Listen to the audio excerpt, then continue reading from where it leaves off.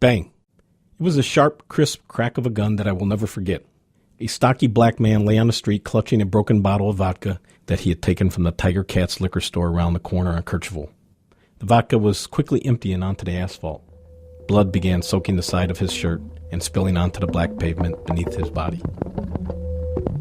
He moaned in agony, cried for God, then half-rolled his body side to side like a boat in a storm and wailing for help. "Oh, God," I heard him scream, as though pleading on the doorsteps of heaven for salvation and forgiveness. "Lord, please help me." At the corner of the street, about 100 feet away, stood a policeman holding a rifle like a hunter. He was a white man, flanked by several other white cops, all of whom were holding pistols or rifles and staring at the man lying on the street as if he were a fresh kill. The whole world seemed to stop for a moment that day. Everyone stared at the black man on the pavement. Is he going to die? What did he do? Why was he shot? Would anyone else get shot? It was horribly hot that day.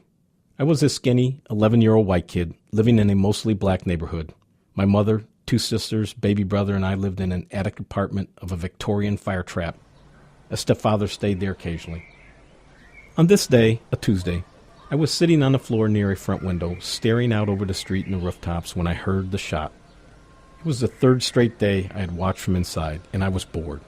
I just wanted it all to end soon so I could go out and play ball in the alley or climb the apple tree down the street. I had been trapped indoors watching the riot from the oven-like 3rd floor of this old house. Day and night, with little sleep, I would traipse from one room to the next to get a better view. It was like channel surfing with a remote. Each window was like a different television station.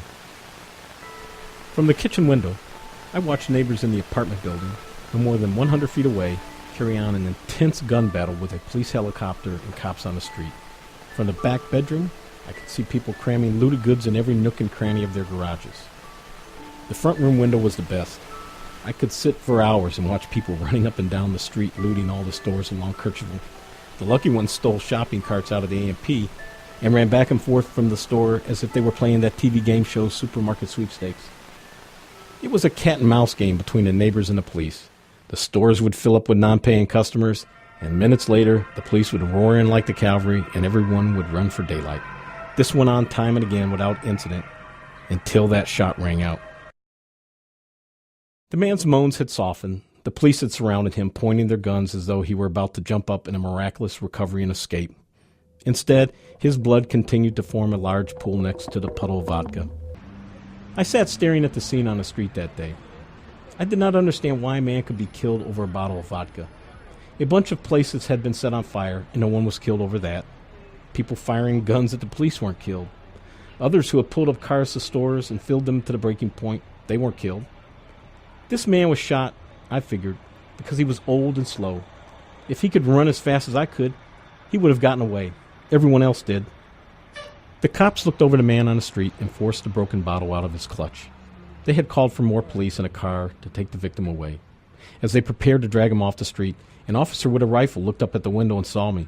He stared at me for the briefest moment and then raised his gun barrel on a line with my eyes. "You!" he yelled for the whole block to hear. "You in that window, get away before you end up like him. Get away now." He moved his head closer to the rifle to line up his shot. I dropped to the floor with my heart beating. I gasped for breath and began to sweat. He was going to shoot me, I said to myself. I'm just a kid. Why would he shoot me? I lay there on the floor. All my thoughts were of being shot, of being killed, of missing my mother, my sisters and brother, of not being able to play ball again. About a half hour passed before I slipped up to another window with a view of the street. I peeked over the ledge and down to the spot where the man had lain. He was gone. So were the cops. The blood on the road had turned dark now. A finger of it moved toward the vodka.